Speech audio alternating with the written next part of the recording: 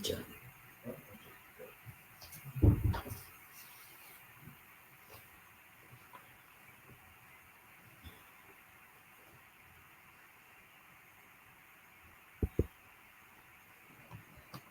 Good afternoon, Rajesh ji.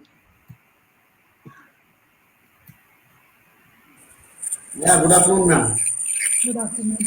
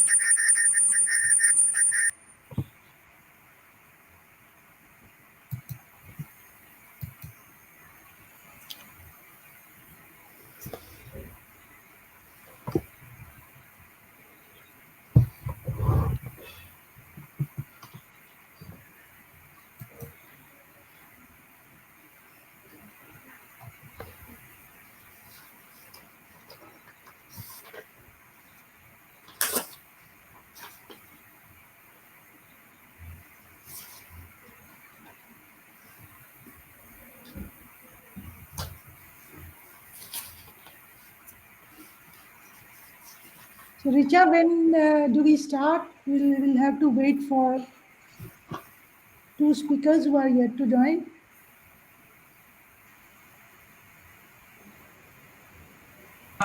We are live.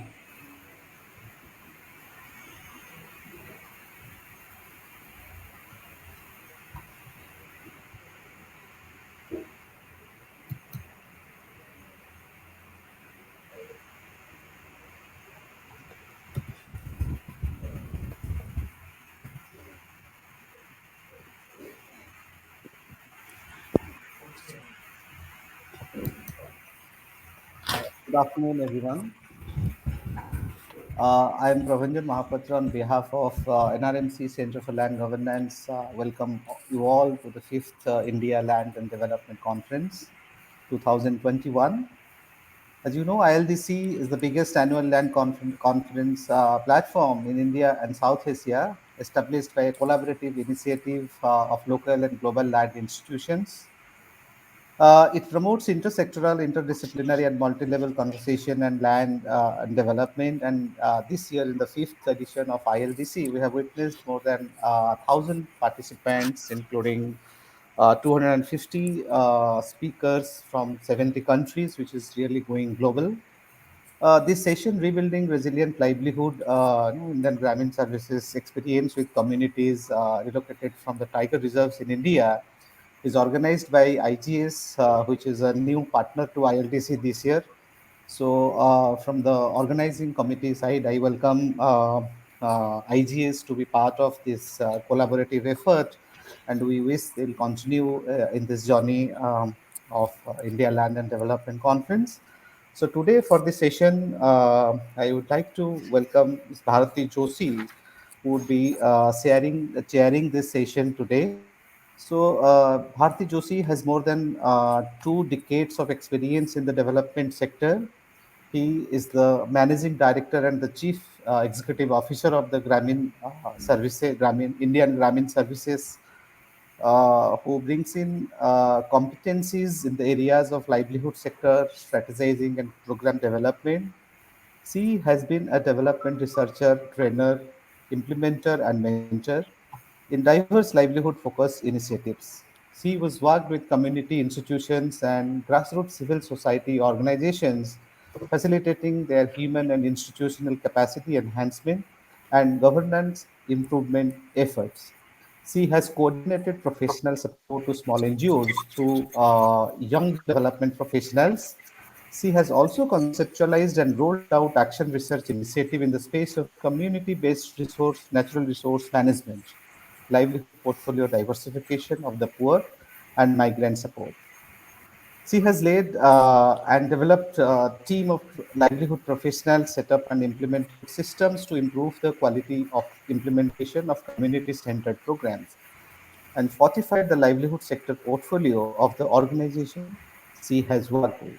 Before joining IGS, she was leading the economic development unit at Care India Solutions for Sustainable Development. She holds a master's in extension for natural resource based livelihoods as a Commonwealth scholar from the University of Reading, UK, as well as an MSc in plant molecular biology from Delhi University. And she's also a postgraduate diploma in forest management from Indian Institute of Forest Management, Bhopal. Now, I may welcome Mme. Bharati Joshi to please take over the session. Over to you, ma'am. Thank you, Proinjan. Thank you for this introduction and welcome everybody to this session. I'll not speak much before giving the floor to the people we are here to hear from today. The context for today's session is built by IGS' own experience since 2007, working with communities who have been relocated, voluntarily relocated from tiger reserves as part of as a follow-up to the National Tiger Conservation Authority's guidelines, as per their guidelines. And our work has been mostly on rebuilding the livelihoods right from scratch after people are relocated to entirely new locations, and working with them not just on helping them access land and other resources, but also sort of resettling them in an entirely new ecosystem, institutional scape, and then linking them up to various government schemes, programs, and also working on financial literacy and other capabilities required for them to successfully negotiate an entirely sometimes new setup. So we have an esteemed panel with us today, and I would like to hand over first to Sanjeev Sarangi, who will give us the keynote presentation. Sanjeev, a senior colleague with me in Indian Government Services, is a qualified person to give us the to set the stage for today's conversation. He is a development practitioner and has vast experience in the field of environment conservation and livelihood promotion. He has been at the forefront of our program of rebuilding the livelihoods of relocated communities. He has worked a lot on ecotourism and pioneered our work in Manglajodi in Orissa. So over to Sanjeev for the keynote presentation.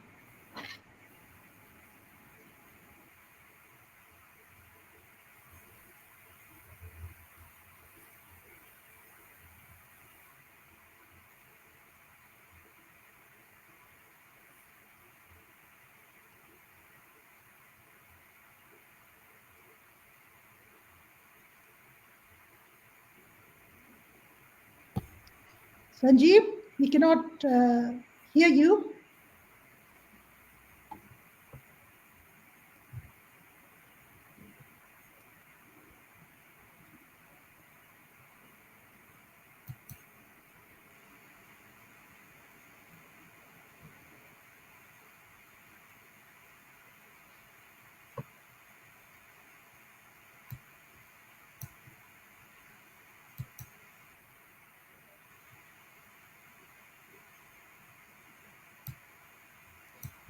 Can you hear me? Yeah, Sanjeev, please go ahead. Extremely sorry because of the internet glitch. So would you like me to put up the presentation? Yeah, please. So thanks, Varti, and cordial greetings to the August gathering. So I am Sanjeev Sharangi and would like to set in motion to the session by giving a brief intro of our highly accomplished and eminent speakers of the day. So Mr. Rajesh Prabhakar Patil, IAS 2005 batch Odisha cadre civil servant, presently holding the position of Commissioner of Pimpri Chinchwad Municipal Corporation and CEO of Pimpri Chinchwad Smart City Limited, Pune, Maharashtra. He worked in several capacities in government of Odisha. He also led the Odisha Skill Development Authority as a CEO and also as a director special project in the Panchayat Raj department. And Well before, he served as a district magistrate and collector in Kanmal, Koraput, and Mayurbhanj district. During his stint in Mayurbhanj district, Mr. Patil steered voluntary resettlements of the villagers from the core areas of Simlifal Tiger Reserve in Odisha, and he built a vibrant administrative team to drive the successful relocation to Simlifal Tiger Reserve. He authored an inspirational multilingual best-seller book, Ma, I Have Become a Collector. Welcome you, sir, to this session. Next, please. Moving ahead, our next speaker is Mr. N. Sunil Kumar, Head Sustainable Banking India, NatWest Group, and Head NatWest India Foundation, formerly called RVS Foundation India. He has more than 2 decades of diverse experience in business strategy, public affairs, sustainability, and communications with specialization in climate change, forest sector, and environment. He worked with government institutions, international organizations, and corporate sector. Mr. Sunil previously worked with NABARD and also served on the boards of regional rural banks, National Biodiversity Authorities, senior expert group on access benefit sharing, and he also served in the board of Madhya Pradesh Tiger Foundation Society. A wildlife enthusiast by his passion and travels across the forest landscape in India and perfectly aligned to the foundation's mandate through partnership with civil societies for supporting enterprises of the communities living around the critical fragile ecosystems. Mr. Sunil is also supporting the voluntary resettlement of the village in living inside the core and buffer areas of the critical tiger habitats in the country since 2007 in partnership with IGS and the state forest departments in Madhya Pradesh, Maharashtra, and Odisha. Warm welcome you, Mr. Kumar, to the session. Our next speaker, Ms. Prerna Singh Bindra, writer and wildlife conservationist with a primary focus on conservation of wildlife habitats. She has served on various high-level government committees such as National Board for Wildlife and its core standing committee, and also Uttarakhand's State Wildlife Advisory Board. She was part of the team. She was part of the team of the National Tiger Conservation Authority uh, to assess management effectiveness of tiger reserves. Prerna is a prolific writer and has authored more than 1,500 articles of nature and wildlife in mainstream media. She has authored many books, and currently she is a director in Hathi Sati Foundation, which works to enable safe shared spaces for people and elephants in North Bengal.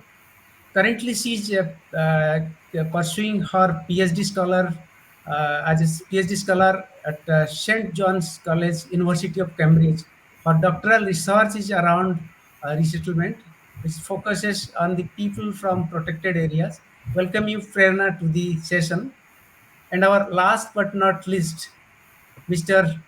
Ramesh Pratap Singh, IFS, APCCF retired, consultant and advisor to the government of Madhya Pradesh.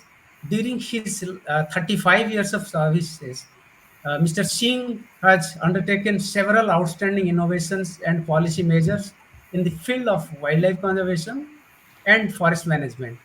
His dedication of forest conservation has been awarded and recognized in several national and state level forums like Sanctuary Asia's Wildlife Service Award, RVS Green Warrior Award, Prime Minister Award for Wildlife Management, and also Chief Minister's Gold Medal for Relocation.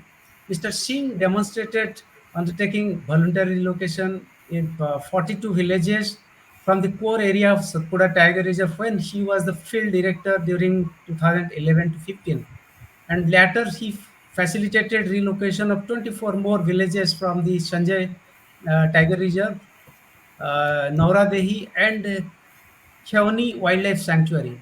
His efforts in wildlife conservation and enforcement through habitat improvement program created a thriving habitats for tiger and Barasingha in Kana and Satpura Tiger Reserve. Welcome you, Mr. Singh. So we are so glad that you all could join here today and to share your experiences and insights during the panel discussions. So next slide, please. Yeah. Accelerating the session further, I would like to share more than a decadal experiential learning of IGS in rebuilding resilient livelihoods of the relocated communities from the tiger reserves in India. So the national scenario, as for the NTCA, National Tiger Conservation Authority's 2018 report says, uh, around 56,000 families from 751 villages reside in the core areas of 50 tiger reserves in the country, out of which 12,000 families from 173 villages have been relocated till date. Considering the amended R&R guidelines under NTCA, the current relocation assistance has been increased from 10 lakh rupees for households to 15 lakh rupees in the April 2021. Several state governments also brought voluntary relocation guidelines in the villages from the core and buffer areas of the protected areas in line with the NTCA. For example, Odisha state. Next slide, please. IGS experience in relocated communities. So IGS, through its sincere efforts, facilitated the process of forced relocation in 3 Indian states, comprising 40 villages, and built resilient livelihoods of over 1,900 families in Melghat Tiger Reserve in Maharashtra, Satpura Tiger Reserve in Madhya Pradesh, and Simlipal Tiger Reserve in Odisha. Next slide. Land is a critical capital. So moving ahead, considering the limitations of the availability of land and its judicious utilization was one of the crucial components and has become critical capital for relocation. A few challenges observed during the 3 different phases of relocation, and definitely it will have more insights bring by the panelists during the discussions. To begin with, during pre-locations, locating and acquiring huge patch of suitable and productive land was a major hurdle for the local forest department and district administration, that includes the revenue department and land acquisition office for relocation. And during the relocation, land transfer to the eligible relocatees, that includes the land tenure and securement, was also a matter of concern. And similarly, the post-relocation phases, so we have also experienced the all of a sudden the agricultural land value exponentially high. It's like a pseudo market price, as the broker and the commission agents and the sellers locally, they have actually aware about that the villagers have given the relocation financial package, and then definitely they have actually raised the agricultural land value. And similarly, land transfer sometimes done in the name of any village representative latter attracts the issues of ineligibility of the relocated households under the government supported farm-based schemes. Next slide, please. These are the key areas of work for the rebuilding livelihoods. So basically, in phases starting from the mobilization till exit, so we have actually followed various stages, and some of our learnings around land while facilitating various other processes of our interventions. So what we are facilitating, being an agency, contributed to resolve some of the challenges mentioned in my previous slides, along with a coalition with various line departments under the district administration's leadership. And during the mobilization step, so extremely crucial phase to make the community aware, informed, and empowered.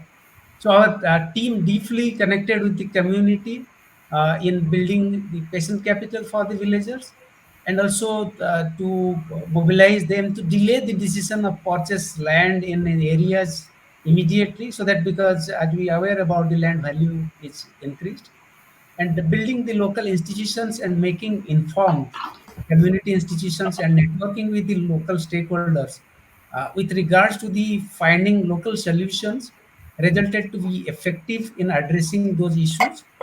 at the local level. And then during the handholding support, which constantly afforded by our team, so information, education, and connect with the appropriate authorities at the block, tehsil, and district level proved to be impactful. And convergence effort is also a building block of the network of collaborators in the district administration level to safeguard the land rights and ownership is really significant. And similarly, prioritize the land-based interventions, particularly for the mobilization of the livelihood support.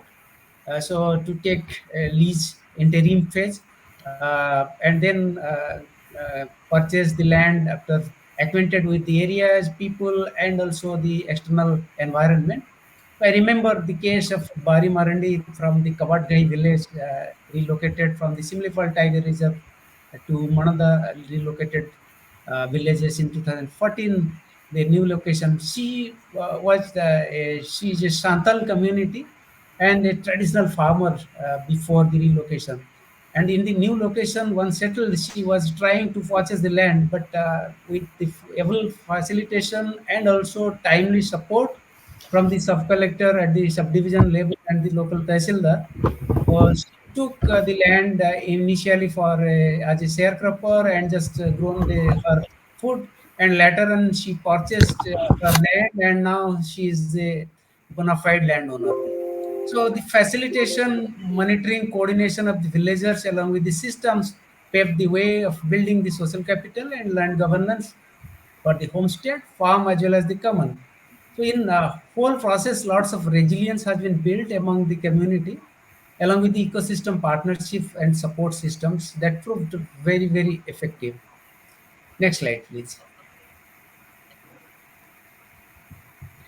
Yes, some of the key learnings, I must say that the journey of 14 years being engaged with the resettled community and the local stakeholders proved crucial for the entire IGS team.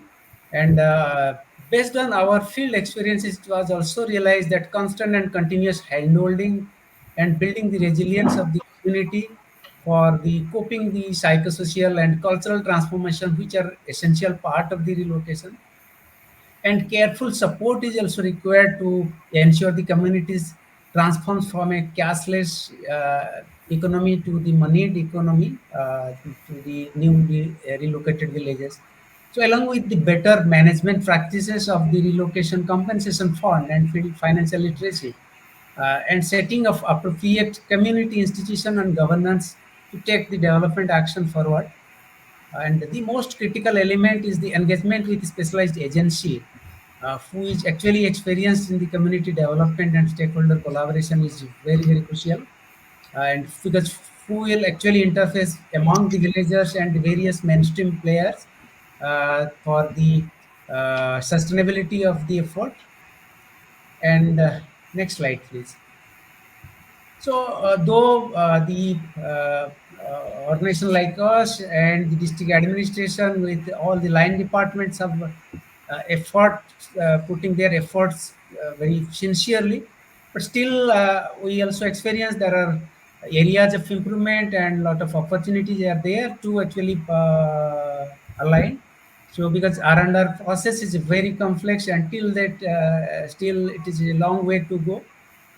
So few of the areas so which we actually realize that though there is super quality of pakka houses are being constructed for the people, however to keep the culture and tradition of the community intact and make it more acceptable by the community. So culture based traditional housing can be designed considering the safety measures in the newly relocated communities. For example, if the Santal community is actually relocated, if the traditional Santal huts can be made with ensuring of the safety measures, and it could be very much acceptable to the community much more than the current phase. And similarly, more alignment is also required in the convergence players at the ground to follow the original master plans, which has been actually designed during the initial phase of relocation, and provisioning of specialized support with regards to psychosocial well-being by hiring agencies and experts who are actually which is actually the missing link in the whole relocation package. The export agencies having the psychosocial counseling support can be provided immediately after the relocated communities, which is actually required. And though convergence of several livelihood-centric programs happen from time to time, but this is not enough to pave the long-term sustainability. Hence, a livelihood stabilization fund would support the real-time rolling out to minimize the chances of delay in convergence, and strong collaboration and synergy of the stakeholders, starting from the pre-location relocation till exit. Once the rebuilding resilient livelihood and the communities is realized, so that will be the key for deciding success and failure of the relocation. So this was the brief journey of our 14 years of experience to the relocated communities. So now let's listen and gain insights from the speaker's experience. So I will stop here and over to our moderator, Miss Bharti. Yeah, thank you, Sanjeev, for this quick Thank you. context setting presentation.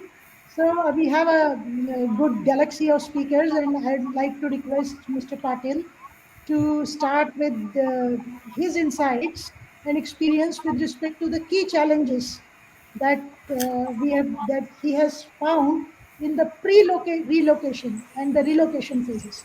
So, what are the key challenges that are there? Yeah, first of all, welcome to all the esteemed speakers. I think Sanjeev has set the tone and very nicely given the context in this kind of scenario. Am I audible? So there is some disturbance in the sound.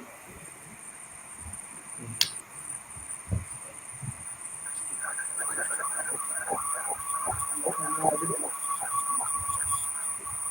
Ye- Yes, you are.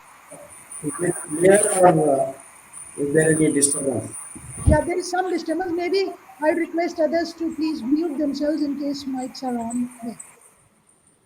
Please go ahead, sir. Yeah, okay, thank you. So basically, my experience with relocation is specific to a district called Mayurbhanj, where this beautiful forest called, Simlival Biosphere Reserve is located. So I was quite fascinated about forest and forest dwelling communities always. And when I was posted to this district, I was thrilled to visit Simlipa. So in one of my visit, I happened to go into the core area with the director of the project, and then I realized that the communities there, they are quite disconnected from the administration, from the forest department itself, and they were the big hindrance uh, in the core area for the smooth growth of the species like tiger. And there were two villages which were directly bisecting the core area. And then, unless we think of relocating these villages, there was no scope that tiger reserve can have the pristine environment which is required for the breeding of the big cat. Then, so naturally, since human being has almost encroached everywhere on the planet, we should think of leaving some spaces for these species like tiger. And then I decided that I will put my foot down and try and see as to how this problem can be addressed. So while approaching this problem, I basically I'm purposely telling you all my experiences in the form of story, so that all issues, I don't leave anything uh, in between, and try and present the approach which we adopted, which was very successful. So I while approaching this problem, I realized that we cannot deal with this relocation issue by giving just them 20 lakhs and asking them to go away from that place. I decided that this issue needs to be dealt in a very human way. And as a son of a farmer, I knew that land is very close to my own heart, my own land. So these people, they are living in this environment for ages and ages, and we are suddenly asking them to go away from that place. So I realized that this is very difficult for them. Second thing is, we cannot just pick them up and put them somewhere where there is no connection with the forest. So we decided that we will identify a land of their choice in the buffer area, adjacent to the buffer area, so that there is a forest, may not be the same forest, same kind of environment, but they are connected with the forest. Second thing, since there cannot be a compensation to something like this, whatever is best possible, we shall give to them.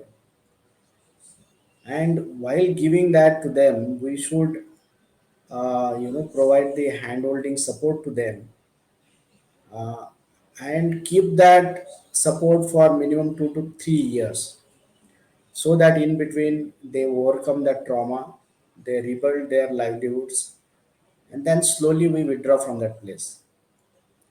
So the first thing which we did was kind of identify the place which was acceptable to them. Before that, there were hundreds of deliberations with them. I'm calling hundreds because when I was talking to them once, so many of my colleagues and so many uh, people who were positively thinking about this were talking to them on and off. So finally, we made them realize, made them agreed.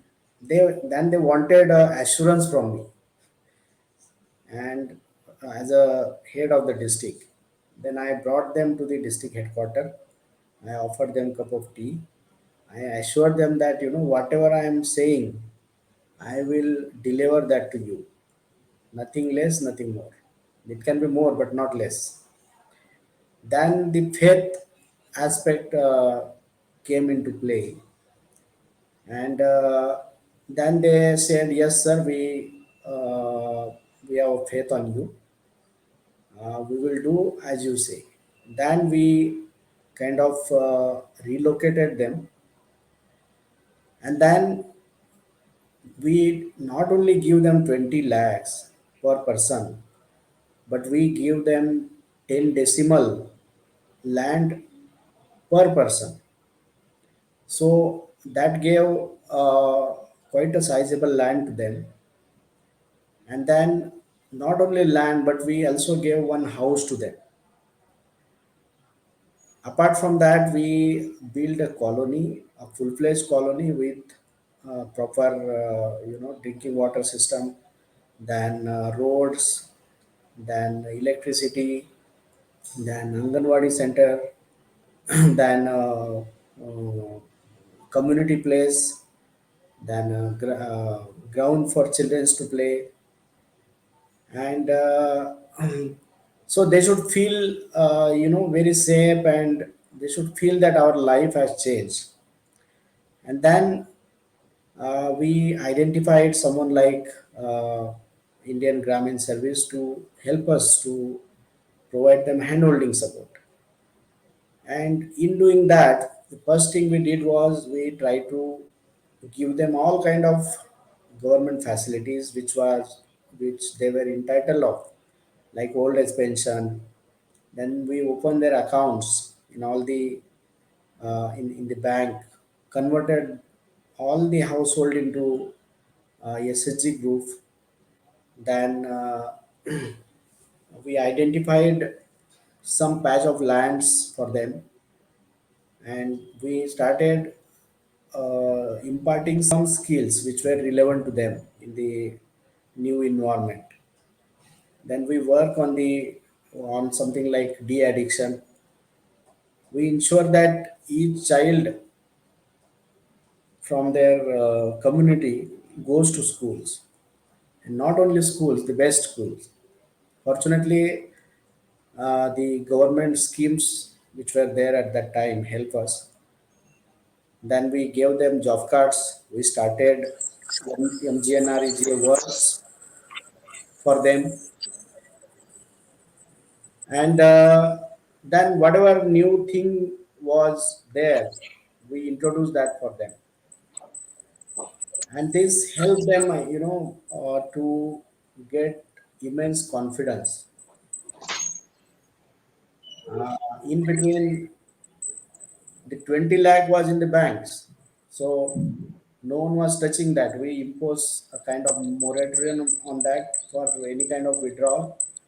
There were a lot of cheat fund companies and a lot of middlemen were hovering around their uh, colony. So we addressed that. Uh, so this way, they become, their life was not only transformed, but it was taken to a different level. And in each of these endeavor, their own will was supreme. Like whatever they desired, we didn't impose anything on them. So, in terms of agriculture, they were taught with SRI method of rice cultivation. Then the under MGNRJ, we built cow sheds for them. Goats were given to them, and apart from the skills which they had earlier, they developed so many new skills. Some of them they also got some got enrolled themselves under skill development program, and they started doing some jobs as well. So a community which was deep inside the forest for most of the time saw the electricity in their houses, then a clean road, well constructed house, then their children going to school, and so many other things which were attached with the prosperity reached to them. And we made it a point to visit this habitation. I must have visited uh, one particular first village minimum 50 times, so you can imagine. A lot of people came, visited, a lot of ideas came. We ensure that those ideas reaches to them. If they had any grievance, uh, they were given access to directly reach out to us. So this become an example, and then we could see that next we when we took up three more villages for relocation, it was very easy for us, and it happened within no time. And when again we relocated those three villages in a beautiful manner, we could see that now so many villagers wanted to get relocated. Those were even in the buffer areas, they wanted to get relocated. So the crux of the whole intervention was the human approach, and second thing was not depending only on the package which is given by NTCA, but over and above whatever was possible was arranged for them. Later on, it became whatever we did. It became the part of the government policy, state government policy for relocation for the buffer area, and it was notified by the state government. So Mr. Patil, if I may just yeah, yes, please, yes, please. interrupt you here. Yeah. So I think this sets the background very well in terms of the process, right? The process that, and it must have been a sort of pioneering process, because when you start, it is not so easy. The way you are speaking now, how you sort of iteratively evolved the process, it must not have been so straightforward and a known path. It must have been a new path. So, what in this path, what are the specific some steps which you felt were the most, it was the most challenging, and you find that even when you replicate this success elsewhere, these are the critical parts, if I may say so, which need to be taken care of. If you Yeah, can I think highlight I those. have mentioned all those things. First is a human approach to the whole process. Second thing is we need to see that what is the requirement of every family. Third, we need to see that what kind of skills they have, whether they will survive with those skills, or do we need to, give them some extra skills to survive. And then a lot of linkages need to be developed for them. It's not that you pick them up and give them 20 lakhs and they buy a bolero vehicle, and after 6 months they have no money to pay the diesel charge also. So the thing is, we cannot leave them like that. Since we take the responsibility to bring them out of the forest, it is our responsibility, I feel, to see that their lives are, grounded properly. So that is what I. So the approach has to be very humane, and uh, we need to have a very high amount of commitment towards them. Then only uh, this process becomes successful. Thank you. So I think this is good segue into what I would request Prerna also to speak about. Prerna, with your experience of Tadoba, Wayanad, and Bhadra, so what is your understanding? What is the insight you'd like to bring here, especially from the people's side? For those who wish to, as Mr. Patil also said, that after seeing uh, some of the relocatees being resettled the way they were, there was expression of interest even from buffer zone communities to resettle. So, what has been your experience? Why would certain communities like to relocate? What do you see or propose as something like a beneficial relocation? So, what is your experience and what are your insights?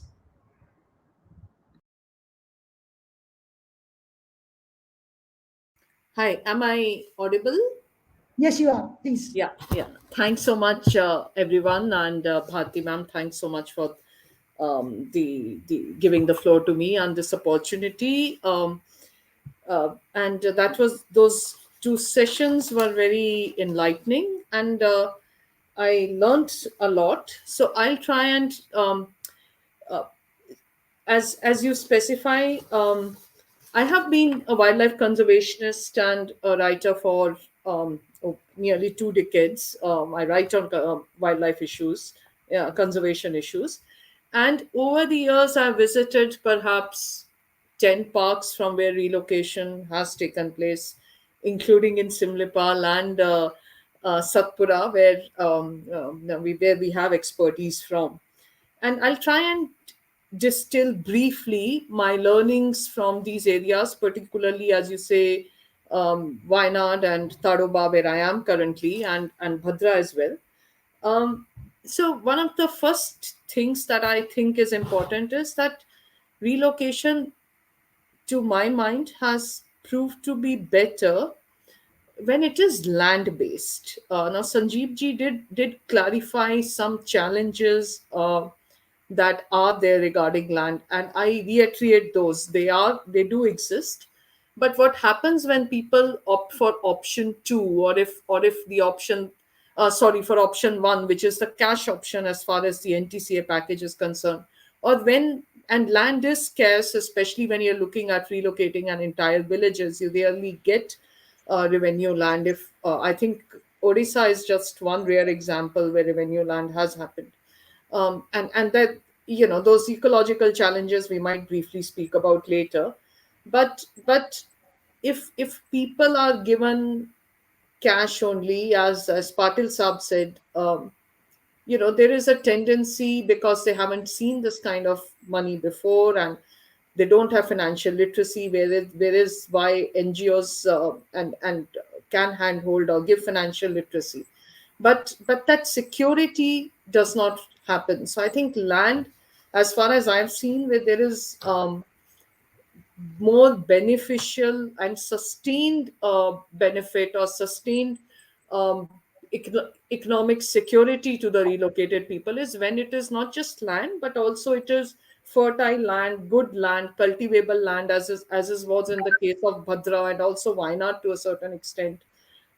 In some villages in Tadoba, the land is excellent, and that has it is fertile. It can actually yield two crops if there is irrigation, or three crops also.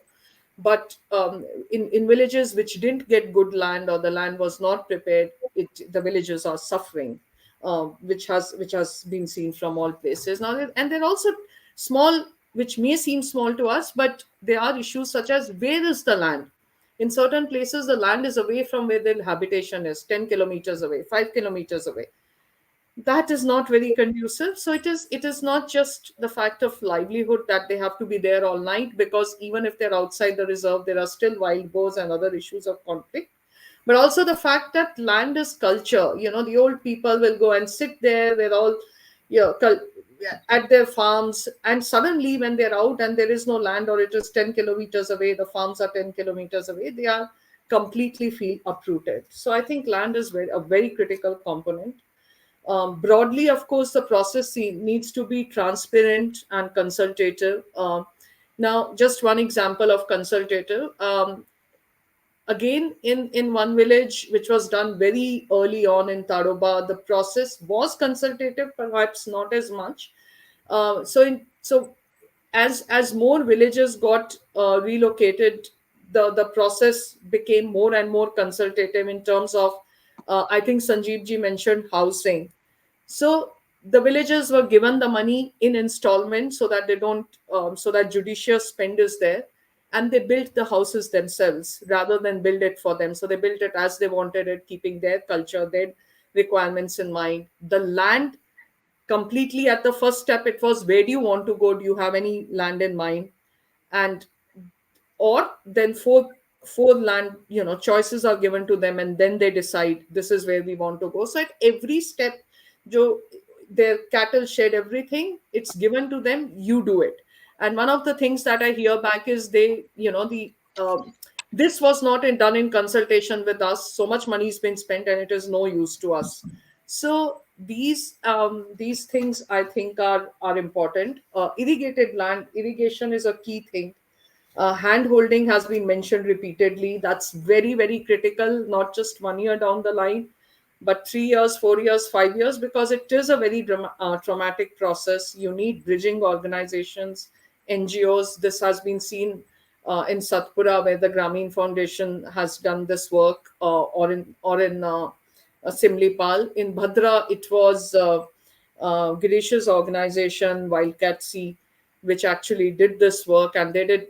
And therefore, another thing where three key agencies, the Forest Department, which is the key relocating agency, which is the Revenue Department under the Collectorate, a committed Collectorate, as Patil Sab's presentation and talk says. I think that is very, very critical.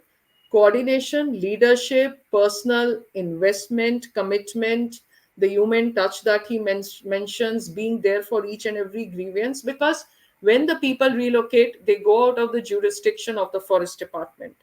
They are now where every dealing is with the Revenue Department, everything from land to education, health, and these are things which they've not negotiated before. So a committed collectorate and good coordination between these two agencies, plus an NGO which can kind of help bridge, anything that governments cannot do, or help them negotiate a system they're completely unaware of, and they're so that is another very critical part.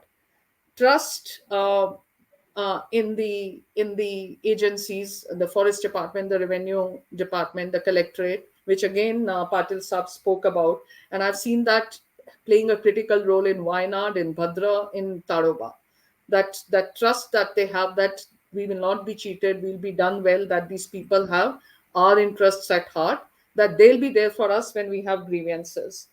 Um, I think just two or three things more that I will point out are um, some of them have been mentioned: frequent meetings with villagers, and also addressing each and every. So, if you have 50 villagers, 45 of them, 47 of them are on board.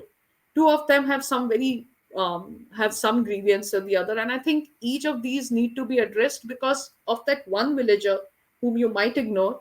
The entire villagers stand united. So, hearing, addressing each problem, many of them will have no guidance, no SOP. You have to think out of the box, go out of your way, go the extra mile to resolve, is very, very One more. critical. Involving sociologists is important because forest department is trained in another. Sorry, somebody's taking a call here. One last thing I'll mention is flexibility. Um, Culture flexibility, gender considerations. Now, as for example, in Wayanad, is it's a matriarchal society. It is the women who hold who have land rights, which are inherited from mother to daughter. But our packages that are given to them are men centric. So that culture sensitivity and that flexibility, the gender sensitivity, has to be there, and therefore that flexibility of people, it state wise, area wise, needs to come in. Leadership, even at the not just at the officer level of forest department, sensitive, empathetic leadership, proactive leadership, but also in the village level. I've seen a village which has suffered because there was a lack of honesty or a lack of goods in at the village level. But if you look at the Wayanad example, and I'll end with this, I've been involved in that village for 10 years in a very small way. I was part of the National Board for Wildlife in Delhi. When these villagers from Wayanad used to travel to Delhi, now Wayanad is a sanctuary, it's not a tiger reserve. So getting funding for a protected area, a sanctuary, was very, very difficult. We had a DIG in wildlife who was from Kerala Kadar, who actually helped facilitate that funding. But these people used to come to Delhi to canvass for their funds. And what they had done is form a sort of informal forum in their village in Kulchiar in Wayanad. Three villages got together, some villagers got together, and they sort of took up ownership. One person would deal with the Delhi aspect because he was a member, he was a villager, a tribal from Wayanad, part of the NTCA board committee. So he had the responsibility of bringing up these issues at the national level with the minister, with NTCA, with NBWL, with MOEF. We need funding, we want to move out, we face conflict in Wayanad, we have lost people due to elephant attacks. There was someone at Wayanad who would deal with the local media, local politicians, and lobby with them. There was someone who filed a case in the High Court that we need support to move out, financial support to move out. And that helped them get funding as well as a good package. But what happens is another village was willing to move out. There was no funding. There was a time lag of 5 years, and the village lost interest. They invested in houses um, within the park, and so you lost an opportunity of a village which was very eager to come out, a huge village which would have given elephants and tigers land. Sorry, I'm adding just one point is also that um, the funding itself, funds need to reach on time, and as for example, there are villages who have larger lands. Why would they go out at 10 and 15 lakhs, which is what you also give? I mean, these are issues of equality, these are issues of but these are issues which need to be addressed, which Maharashtra has done to some extent, because it's acquiring the land first within the village, giving them 4x the value of that land in money besides the package. But this is not happening in, say, a Wayanad, where the small, large landholders are, we won't move out because we're not getting the value of our land. And I think funding is also an issue we need to address. In Andhra Pradesh, Kawal Tiger Reserve, a village has been waiting to move out since, I don't know, 3 years, 4 years, because there's again lack of facilities, but funding has not been made available. So not from a wildlife perspective, but I truly believe for wildlife and for people, if they want to move out, all kinds of support, empathetically, justly giving them the best package with all sensitivity needs to be done. Because as Patil Saab's example says, when it's done well, it serves both interests as much as possible, and you have other people again who want to do this. I think I will end here. I've just given a very brief overview. There are other points, but I want to hear others, so I'll end my talk here. I hope that was useful. Thank you. Thank you. Thank you. That's very insightful, Prerna. Actually, you have it is the discussion actually is becoming more enriched because you added some layers related to especially the process part. Because when we say voluntary relocation, it does not mean just yes or no at the stage of whether somebody wants to relocate. So there has to be this participation at several stages, and even one voice of dissent matters. So that's an important insight that you brought. And So just one thing that a lot of people suffer due to when they go out is livelihood. So besides that agricultural support, I think what Patil Saab mentioned, Narega, skilling, that is an aspect we need to give a lot. So building their livelihoods is very, very critical, that they're in a better position than they were before. And that's something that's sort of a gap that remains in a lot of the reserves. Thanks. yeah, thank you, Prerna. So I think we are moving more towards the outcome related discussion as well, and the outcomes of such relocation can be talked of from socioeconomic perspective as well as from the ecological perspective. So looking at the from the perspective of the habitat and the tiger, which is usually at the center of all this conversation before relocation conversation starts. So I'd like to invite Mr. RP Singh to share insights, experience, any data we have on post relocation. What happened to the habitat? Do we have any studies which say that yes, the tiger and habitat benefited? So, what do we have there in terms of outcomes? Mr. Singh?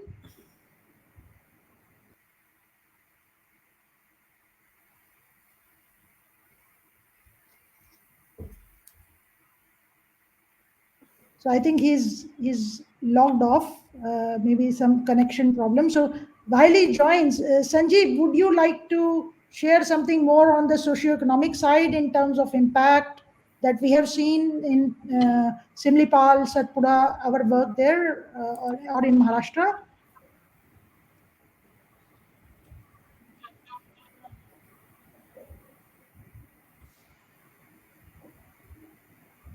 Yes, Bharti. I just hearing Prerna and Mr. Patil about this community perspective and the engagement of a catalytic organizations like IGS. So I'll just reiterate few of my examples along with our team members while executing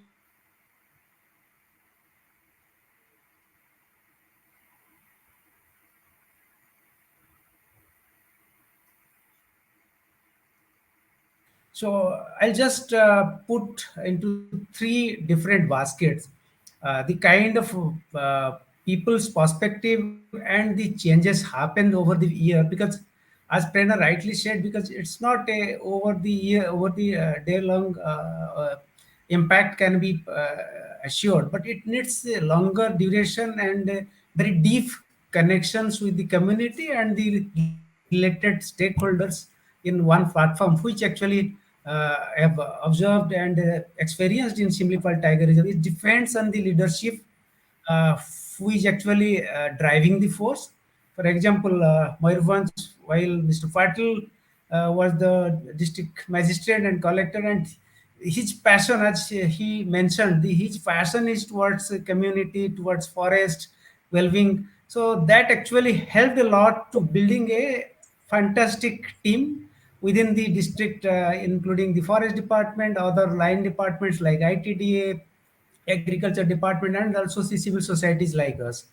So, for example, the social well-being and environmental well-being and economic well-being, I'll just talk about few aspects where the changes actually happened significantly. For example, social well-being, as Mr. Patil rightly said, that before relocation and after relocation, the change happened in the social well-being in terms of the villagers are accessing the basic health service, which was not inside the forest because of the road network was not there, nearby hospital facilities were not there.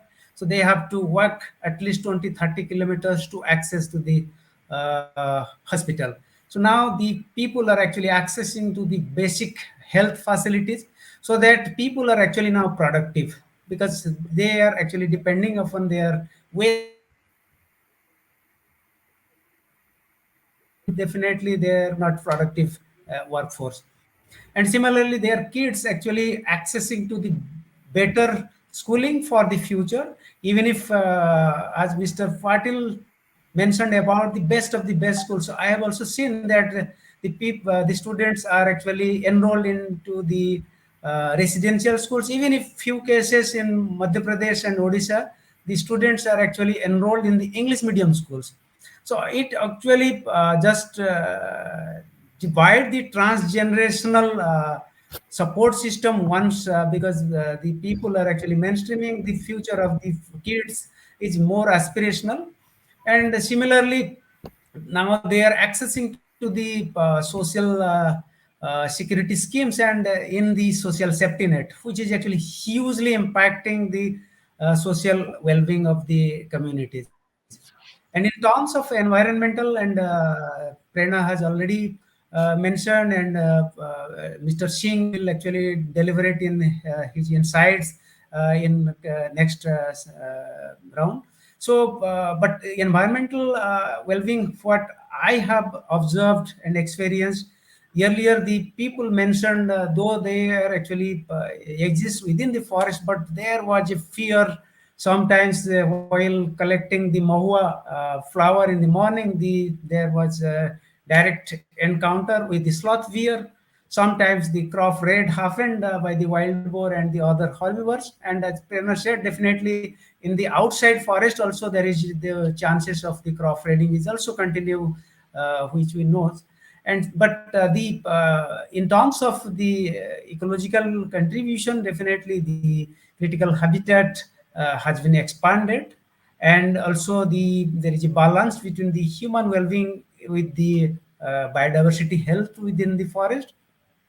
And most importantly for us, which actually we tried to rebuild their livelihoods, because in when they relocated into a new place, so they need new resources, newer skill sets, because earlier they had all the existing skill sets and their support system were there. But when they are into the new locations, so they that has been actually dismantled in some way. But we as a facilitating organizations and actually deeply connected with the communities and rebuilding their resource based and also interest based skill sets.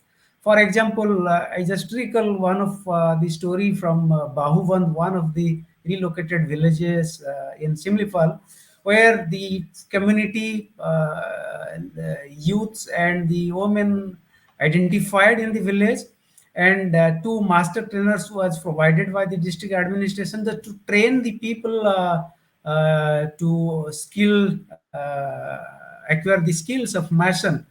And you'll be amazed to see that after few days they construct their own houses after gaining that skills.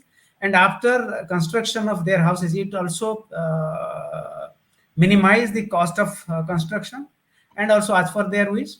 And after that, few mason actually visited to the block headquarters and other areas, peri-urban areas, to earn their livelihoods as a skilled mason. So that actually has created a newer livelihood opportunities. And moving ahead, there are many non-farm based livelihood opportunities has been created at the urban landscape after the relocation. Recently, I've just put another example. Just few days back in Mananda village, there is a 4 month training at the village actually going on, where 40 households have been engaged for the tosser reeling activities in the village. So their training will be completed in next March or April month. So I'm sure many entrepreneurs have been created through those skill sets. So they will actually earn their livelihoods, which was lost inside the forest. So in that way, it is incremental.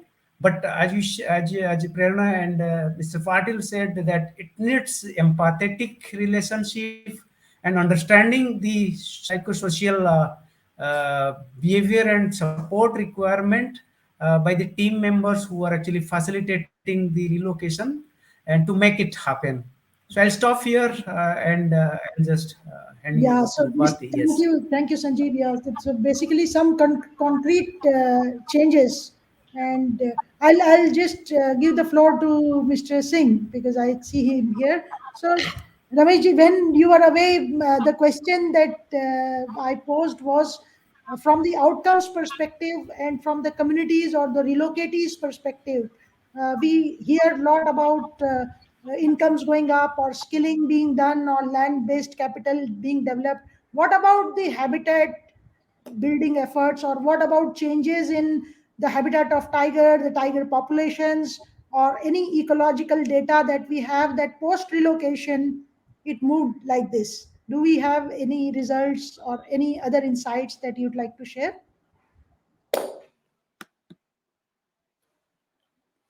Hello, good evening to everybody. Good Uh, evening. See, my experience, I was mostly busy in relocation, and then this was done between 2011 and 15, and most of the relocation has taken place after 2012. Two villages in 2012, and most of them in 13 and 14. And basically, you need three things for relocation: willingness of the both villagers also and the staff also, and then fund availability without any hindrance, and then convergence of the schemes, government and scheme at the relocated village level, so that they will be uh, what they have left there in the old area. They will again, their panchayat will be new, block will be new, tehsil will be new, and so the whole thing will be uprooted from that place, and then again they will be given whole thing like enrollment in a panchayat, and then public distribution system, then pension. Lot of government schemes they are running. They should be continue with that. So main question you have put before me is the post relocation ecological change.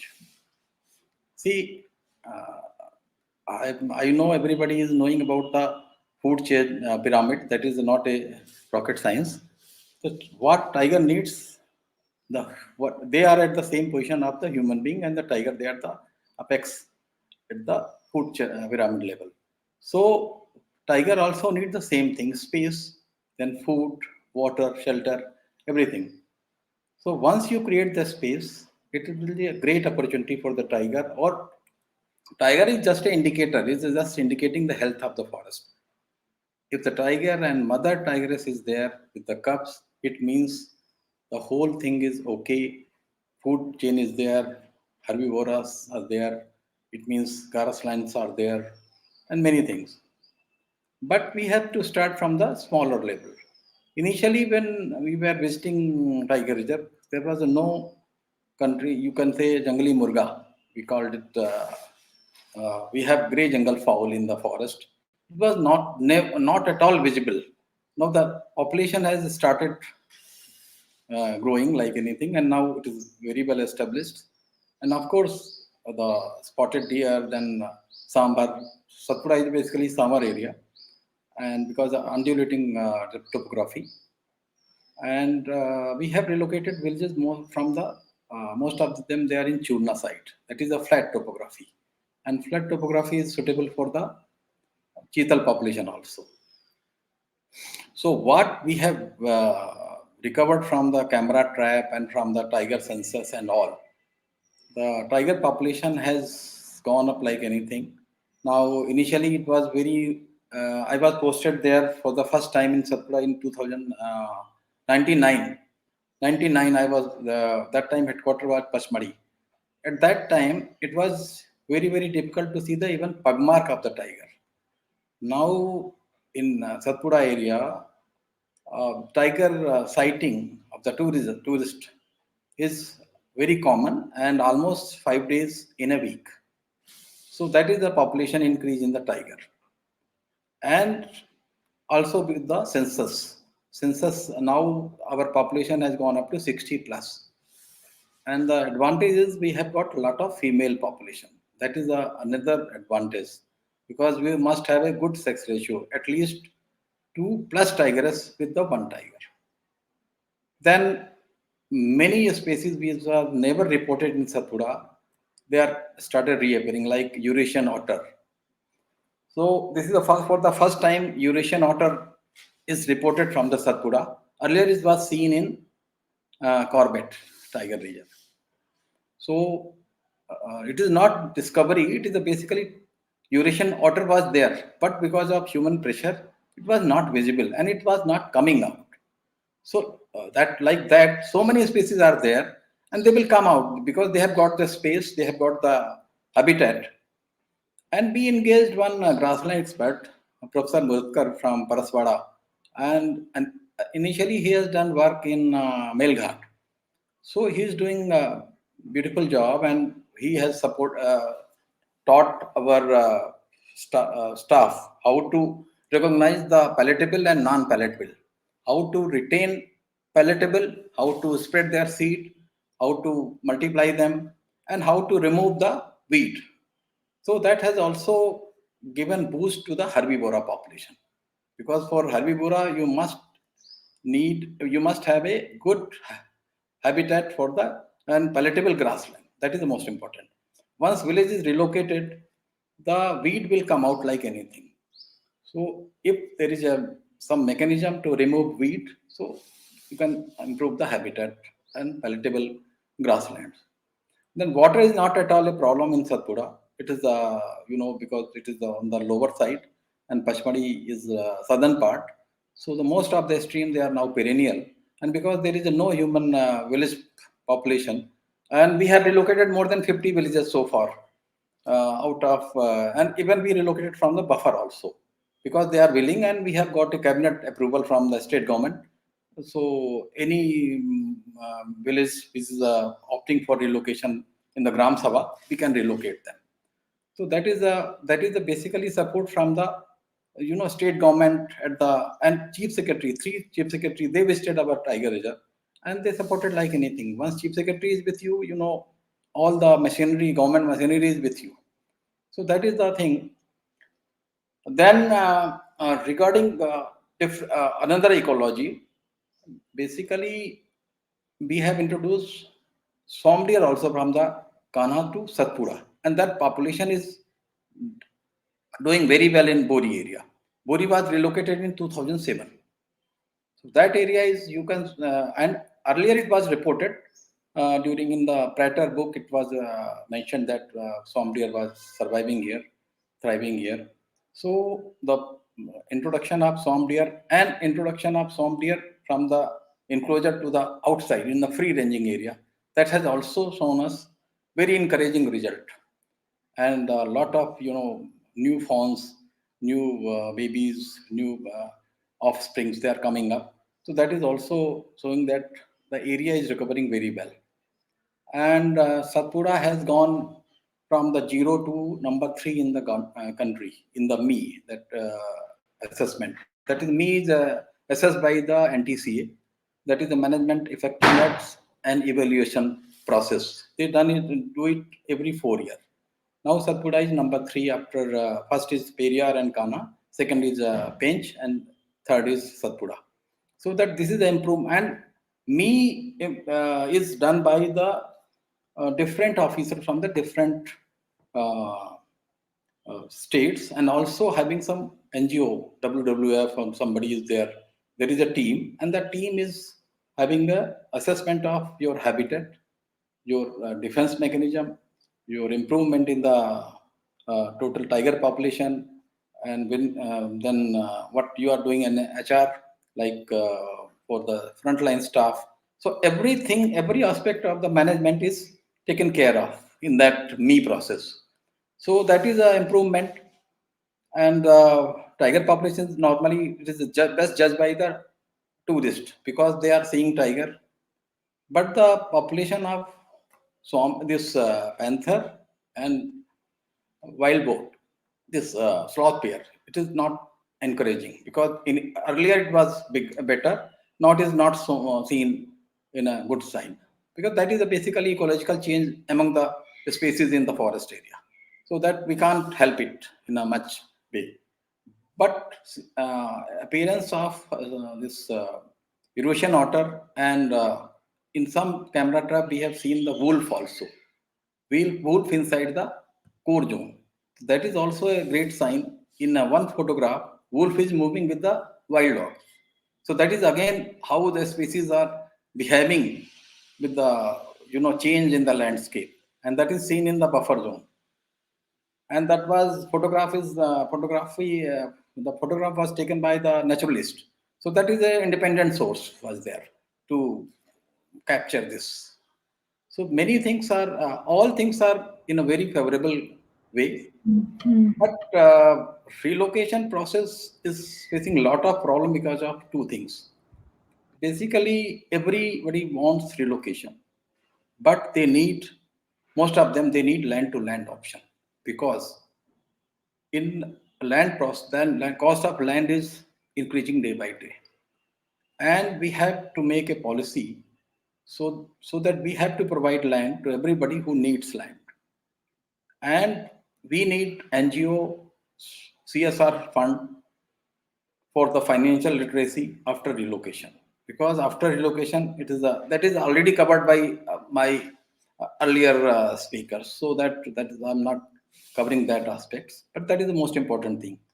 And then the training skill improvement of the villagers, and then the political support is also important because once they are settled in the new area, because now they are the voter of maybe sometime from the different constituency, so we need some road network, we need some other facilities that can be done by the MLA fund, and they have a lot of fund for from their pocket, so that money can be very well utilized in the development of the villagers. So So, once it is a planned manner, Mr. yes. Singh, just I'll pause you for a minute because I'm also looking at the time. So while we are having this conversation, I will encourage the audience to put in their questions in the chat. There is a Q&A facility that you can see on your screens. Then you can in the meanwhile put in your any of your questions, and if you want them to be directed to specific panelists, please indicate so that we can pose that question to the panelists. Yeah. Yes, Mr. Singh, if Uh, you want to add some so more points. Yeah. so, uh, now the process is slow down, and basically it is the willingness of the staff also is must be there, and the fund realization, fund availability, free fund availability, that most important thing.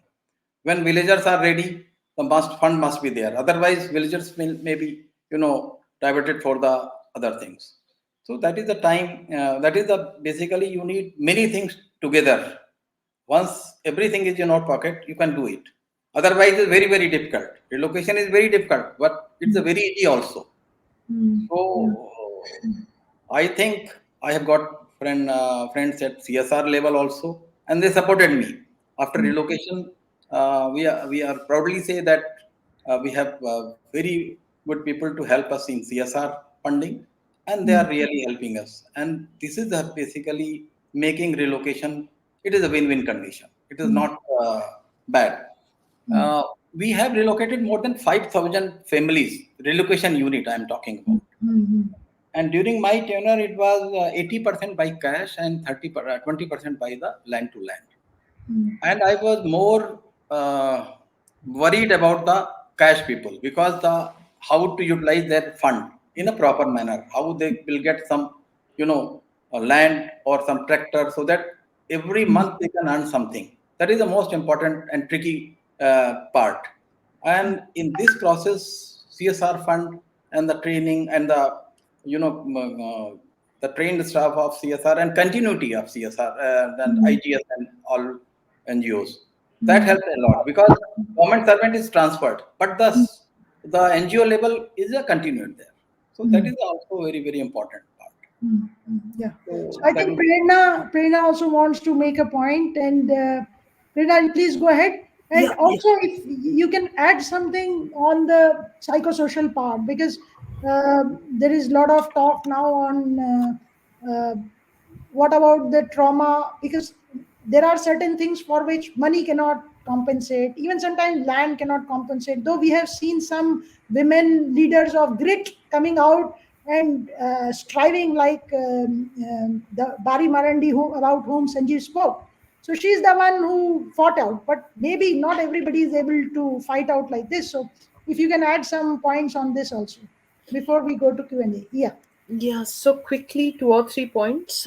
Thank you, P. Singh Saab. I mean, his work is phenomenal.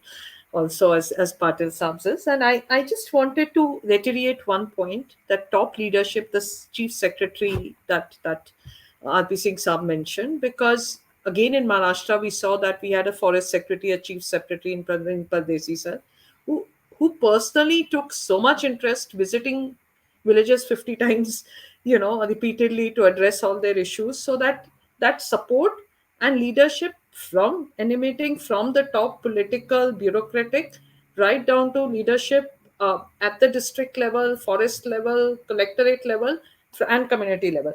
Second thing that I would like to, you mentioned the psychological, and yes, that it's a huge trauma. That is something we need to recognize, because you're, and also a transition from a very different life to a completely new kind of life, and more difficult perhaps at times, um, for the elderly, which is why when I spoke about land, some of the people tell me, the older people, वो time कैसे बिताते हैं, पहले वो, they would go to the fields, sit with the others, the others, chat through the day, exchange news, everything, which used to happen around their lands. But when these lands go, or when they are far from their place, you lose a kind of a reason to be, and the social networks, and that cultural, um, uh, lot of loss of culture, in terms of, even in terms of food, in terms of some of the ties to the land, that food security. So if you ask them, food security का कैसा है, पहले अगर खाना नहीं होता था तो क्या करते थे, they would either take the help of their neighbors, who they, because they're sort of, it's a community, or there was food in the forest, वहां से मछली मिल जाती है, ये वाला fern है, this fruits are there, this, and suddenly that's lost. Especially if you have a 10 lakh package, then you are, or 15 lakh, you're in different places, or even in one village you're suddenly busier, you don't have that kind of support system that used to exist earlier, and that loss of social networks is something that is felt very acutely, sometimes by the older people, sometimes by women. There is a problem of, I think Patil sir mentioned de-addiction. I think that's important, because suddenly maybe they were having mahua inside, which might have been better, but now you are having desi tharra, that sudden access to desi tharra money, coupled with, hopefully not, but joblessness, or if their land is not ready. So these are issues we need to look at closely. One of the forest officers I spoke to mentioned that you need a just in these years, because the forest department or the collectorate cannot fulfill those roles. I mean, it's not cannot be expected of them. So I think these are issues that are important. On the ecological front, two quick points, that we need more papers, research studies, focused research studies. Yes, we know, as RP Singh sir said, tiger prey base has come back, new species are being recorded, which earlier might have been there but not recorded. But we don't have systematic studies which show that this is the recovery which science will accept. I think that needs to be taken up on a priority basis across reserves, and some thought to be given to when, because again, for officers come back to me with the challenge that we are giving 6 times, 8 times the amount of land that we get inside, even if the area of influence is more. And these are areas which also have tigers, which have species like wolf, which attention is not being paid but must be. And these are huge swaths of land. So how do we address these challenges is something we need to pay attention to, as well as something, I think. Yeah, thank you. Thank you, Prerna. So we have two questions also now in the chat. I'll just start with one. So one question is maybe uh, Mr. Singh may answer this one. That is relocation compensation of 15 lakh enough to re-establish and rebuild the human and financial capital? Mr. Singh, you would like to take Yes, that? yes, yes. Yeah. See, what is my experience? Average unit, relocation unit, what we have got in Satpura experience is 2.5 unit. Means one family is getting 15 multiplied by 2.5. That is the 37 lakhs, 37.5 lakhs. So this is a huge amount, but the main question is financial literacy. That is the question. How to spend this money in a judicious manner. How to purchase land outside. If they are opting for the cash, that's why most of the people, more and more people, they are asking for the more and more forest land. And for that, we have marked many isolated forest patches in the neighboring forest area, and we will show them to each villagers. If they mark out that this is the area where we want to go, then if the local people means if they have selected compartment number 50, so the panchayat of the area where the compartment number 50 is existing, we have to take permission from that panchayat also. So there is a, everybody is talking about you make this, make this. It is very, very difficult for the officer to provide each and everything, psychological thing, fund also, then continuity also. Basically, you need a NGO support and a political willing for the relocation. If we want to make this forest area compact and more conducive for the forest animals, we have to think of, nobody is talking about the innocent animals, wild animals. Everybody is capturing their land in the name of tribal patta, and nobody is talking about the Eurasian otter, nobody is talking about the wolf, nobody is talking about the cheetal, nobody is talking about the black buck. They have also land, they have also rights, and according to our constitution, they have rights. And when we think between these two things, then we reach to a point that we have to satisfy them also, and we have to satisfy the people also, and that is the ideal condition. So because everybody is, we are पढ़े लिखे लोग हैं, आदमी से बात कर सकते हैं, जानवर की बात कौन सुनेगा? For that we are here, and that's why I am fighting for that.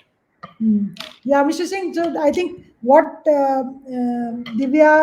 was Divya's question. So basically, one is that yes, we have to understand that it is not 15 lakh, but it is actually calculated on the basis of something, on the basis of the per unit. But then it's beyond money also. And I hear that even before relocation, it's not convergence after relocation, but it is about the meeting of minds that should happen for all parties before relocation. Even at that stage, the planning should incorporate diverse interests. So it is not just about only wildlife or only people or only land, and maybe now even rivers, which are considered to be living entities. So it's about all the concerns and the issues of all to be accommodated.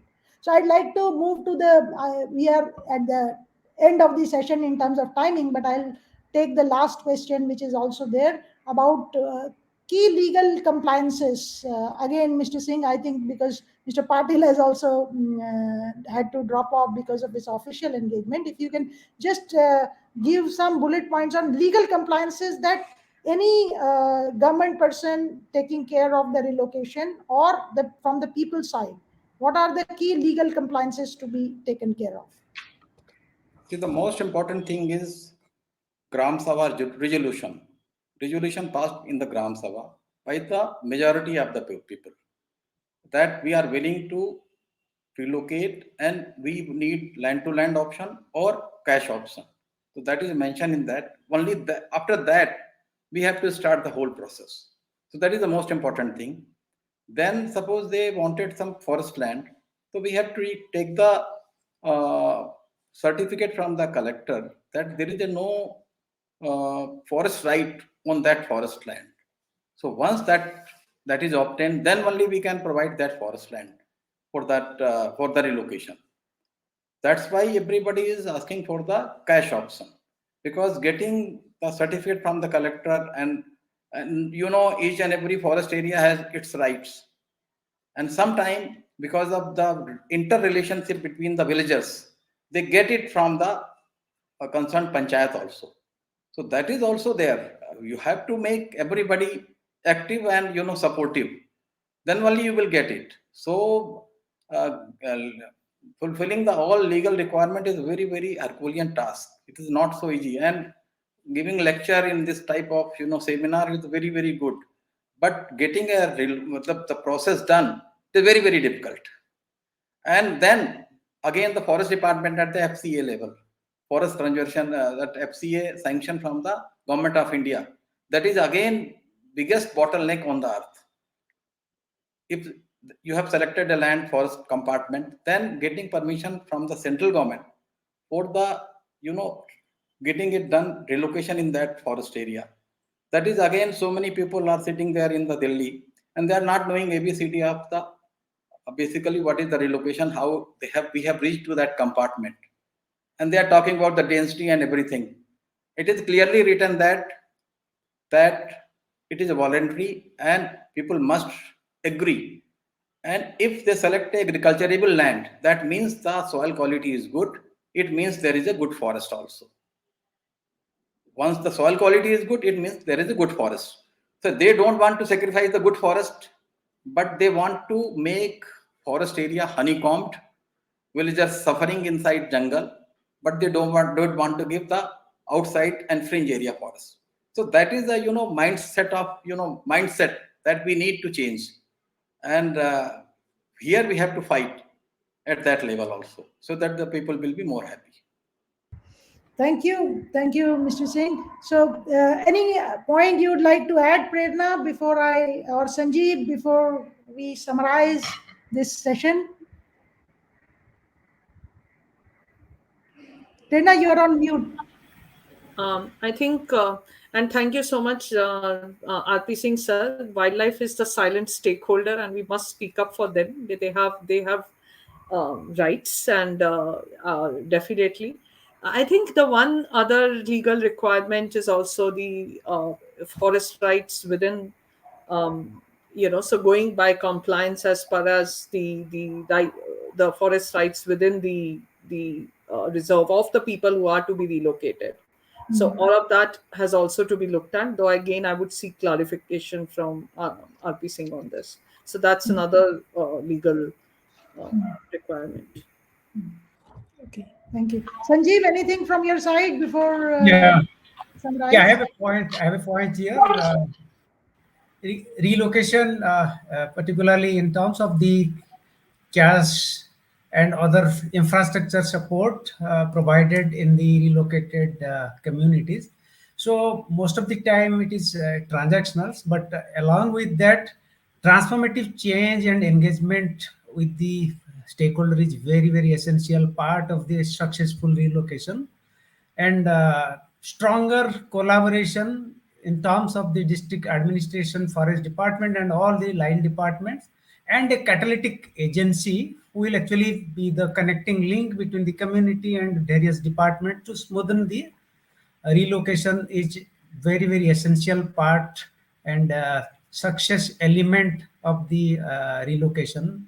So I just reiterate that aspect to be taken care by any relocation administrator or researcher or the agencies like us. Thank you. So thank you, Sanjeev. So what I from this session we could not, I'm sure, take up all the points. For example, I would have been interested also to know that it's not just the community which is being relocated and the wildlife or and the ecosystem from which they are being relocated, but even the community which is going to play host, because several relations between pre-existing communities and the newly relocated ones, those also come up. But overall, I think we had a very good insight into the overall picture in terms of how do we promote resilient livelihoods, especially in the relocation context. And what I take forward, and I hope that the audience will also take forward, is that one is the term and the space in which we have to have these conversations. It is not just about the human system in terms of the economic part, but also the psychological system. Again, it is not just about one or two institutions, it is the institutional landscape. It is not about the generation which is being relocated, but also intergenerational aspects, including the trauma that somehow gets transferred. So it is basically more about system and keeping the work going on with multiple stakeholders working in unison. So I would like, with this, I would like to thank all the panelists, the speakers, Mr. Singh, Prerna ji, and Rajesh ji, who was there but who had to leave, Sanjeev, and also the support provided by the organizers, including Richa, and at our institutional backend, Mosbika Viraj, who facilitated this session preparations for us. So thank you very much, and hope to remain in touch. Thank you. Thank you so much. Thank you, everyone. Thank Thank you. you. Thanks, everybody. Thank you.